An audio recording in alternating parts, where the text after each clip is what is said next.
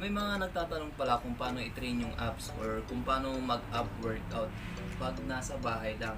So, tara. So, kumuha lang kayo ng isang bagay na pwedeng pagsapinan ng pet nyo para hindi masakit pag workout na tayo. So, ito yung gagamitin natin.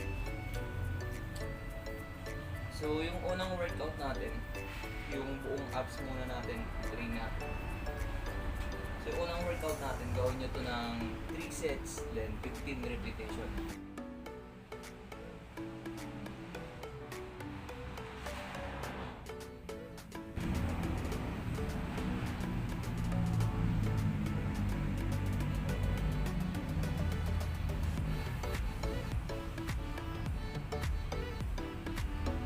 Kung hindi nyo kaya yung sa paa, pwede nyo ibaba lang yung paa. Tapos, ganito yung gawin nyo.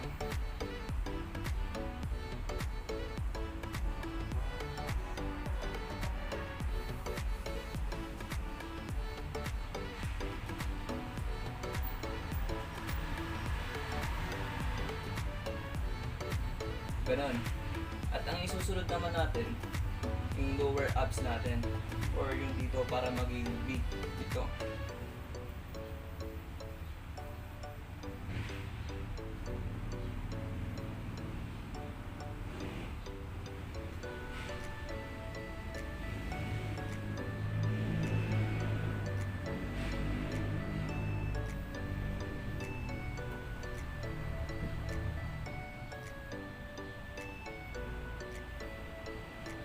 Walo.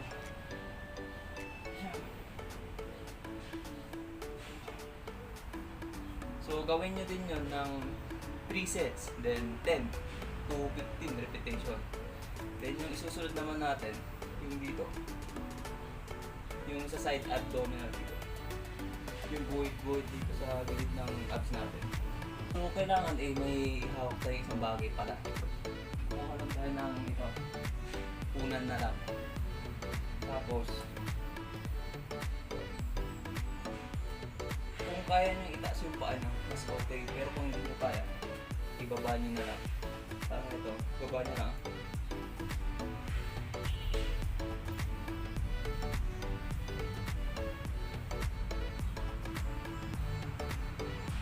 Pero kung kaya nyo namang itaas yung paa nyo,